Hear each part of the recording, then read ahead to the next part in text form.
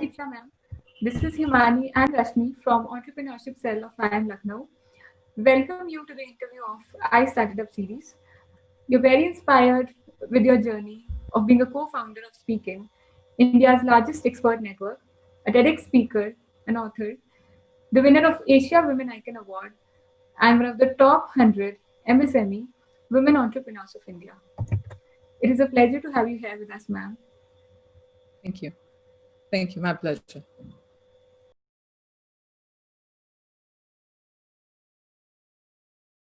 So I found SpeakIn back in 2016, and which was when I'd spent nearly um, 12 years in the corporate world, and I wanted to kind of get to a place where I wanted to make a larger impact, build something of my own, and then be able to drive an entire P&L.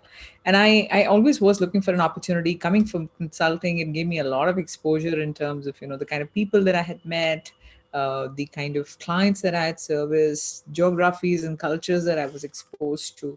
So, but I was very fond of doing things in multitude of things. I never wanted to be in a particular niche. I wanted to do something very, very experimental. And speaking at that time turned out to be a massive opportunity and a very interesting opportunity in that sense, because it gave me the opportunity to work with people from all kinds of industries, sectors, functions, and more. And that's where the journey started.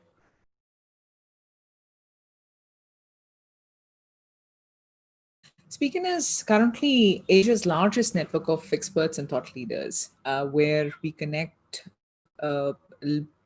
topmost CEOs, managing directors, politicians, bureaucrats, media men, art and craft leaders, and more, to those seeking that experiential learning.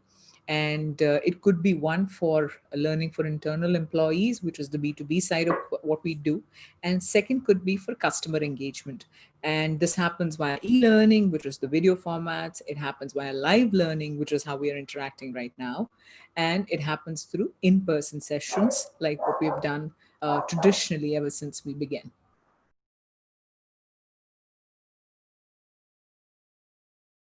Absolutely and totally shaped me. And I very, very strongly believe in that. And I think, and full credit to people, who kind of start on an entrepreneurial setup early in their in their careers, early in their days. But having said that, idea is just one part of being an entrepreneur. A huge differentiator, or rather the differentiator that exists between an idea, a good idea, average execution, and an average idea, fantastic execution, is the one that latter will perhaps supersede the former. And where that operational or that execution excellence came for me was from those years of corporate interaction or professional experiences that I had gained, whether it is with respect to people, whether it is with respect to putting processes in place, whether it is with respect to client management, whether it is respect to the overall appreciation for greater compliances, planning, and more. So I think it makes me a much stronger operational person, a much stronger executioner. Idea is which is at that moment. Operations and execution is a more of a lifetime uh, activity that an entrepreneur has to go through.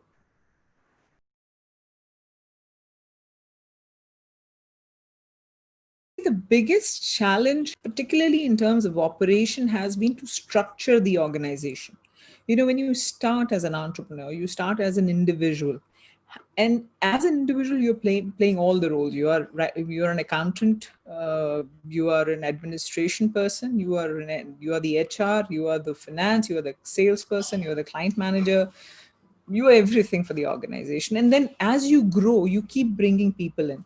But what happens in the early days of a startup is that you typically look for people who can multitask, people who can cross skill across functions, because one, you don't have so much money to execute, and you can't really have, okay, I'll hire one accountant, now I'll hire an hiring manager, now I'll hire a client relationship manager. But hota nahi. It doesn't happen like that.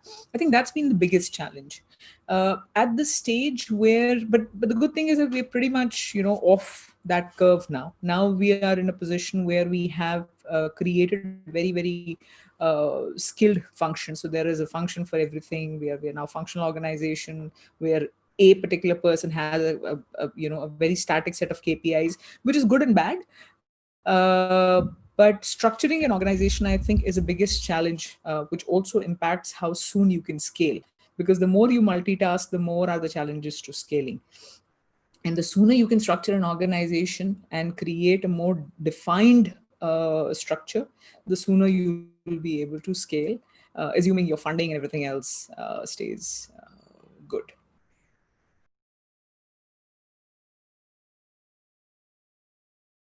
One is that it gives you a lot of exposure, and you do need that exposure. See, being an entrepreneur, your ecosystem also is rather small, right? Especially when it comes to clients and people and stakeholders and people who can make a difference to your product, your positioning in the market. And therefore, the more exposure that you get, the more people that you get your ideas in front of and talk about it and get the learnings and bring those learnings back into execution, the better it is for you. So in effect, it has made me a better manager, a better leader, and a better executioner. Second, it does is it helps you in taking your brand to a much larger audience, and there are pockets of opportunities everywhere. That's what I've always believed in, and our work is such as well. We are a network of experts, and not siloed by either a sector or by function or by geography now. Also in the current circumstances, so it has helped us in both understanding better about our product, receptiveness of our product, and second is in terms of giving exposure to the company and the brand.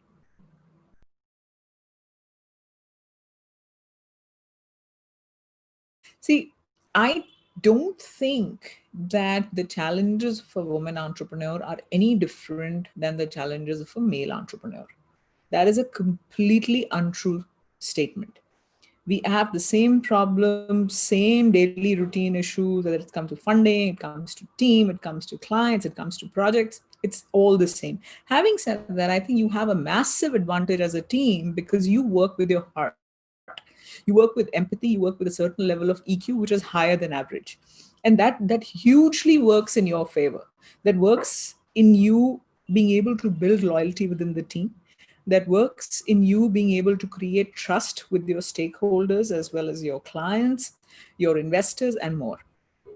Having said that, where is to the second part of your question, why there are less of us? There are less of us because I think the reason lies predominantly with the individual herself, because it is us that we've taken conscious calls, whether it is to do with our support, whether it is to do with our families, whether it is to do with what we want to do in life, whether it is to do with our risk appetite and more. I think that part is unique to an individual again, and not to say that men don't face those issues, but with women, I think we take a lot of women end up taking conscious calls because it needs a lot of trade-off. There's a huge opportunity cost. I have two children, and there's a huge opportunity cost of working alongside rearing children, growing children, or managing a family and more. uh, but you do manage. I mean, you learn to manage. The prerogative is yours, and it is for you to seek out support and to create a balance in your own life. I think that is where most of the people make that choice, and I don't think there's any right or wrong to that choice that individuals make. So to cut it short, no, there are. It is not a disadvantage being a woman if you are an entrepreneur. And number two, it is for you to manage your journey and create a support system where people will rally behind you.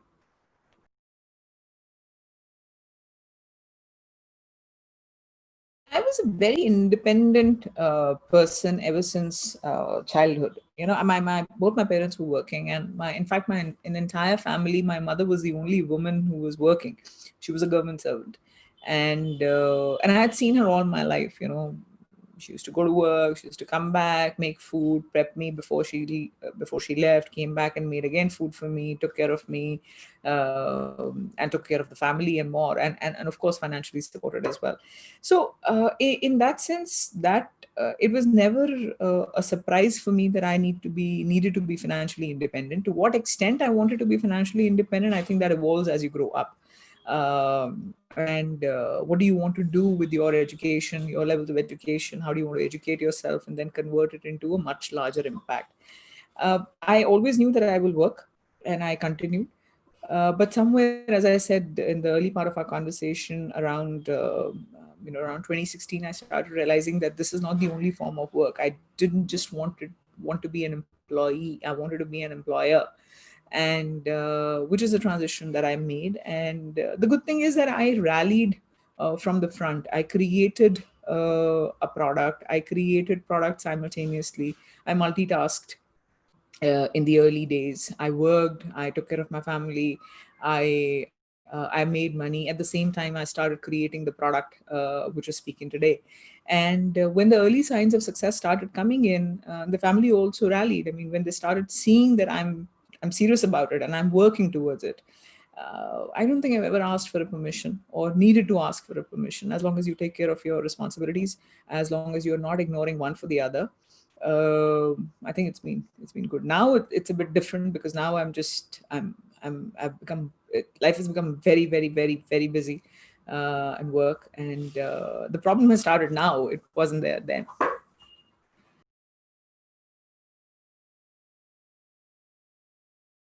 We were at the front line. I mean, when it happened, and at that time, it was the Speakin was only servicing. So we talked about the three products, right? We talked about e-learning, which is the video content with these experts. We talked about live learning sessions with these experts, and then we talked about the in-person sessions. So till March this year, we were only doing in-person sessions. E-learning was very, very minuscule, and live sessions hadn't started. So the shutdown or the lockdown in Delhi, which is where I am, happened on the 17th of March, which is when we started working from home. And 22nd of March, we had launched our first virtual session with an expert. So the agility that the team exhibited in those 4 days. So I think we were very, very. I think the biggest advantage for us that was that we were very, very stable. The good thing was early on we were a healthy team. We were very, very conscious. We realized was that we have to go virtual, and the way the entire team rallied, the way the entire team transformed overnight, nearly created a product and took it out to the market, that was commendable. Bottom line, of course, has changed dramatically as well, given that the cost of executing each of these interactions has gone down dramatically. The thing that has happened is that the trust and the credibility that we had earned over the past 4 years is now paying off, because clients trust us to deliver the best, and which is what people need right now. People need trust, people need credibility, and people need an organization or a partner that will understand them to the hilt. So it's been a good 8 months for us.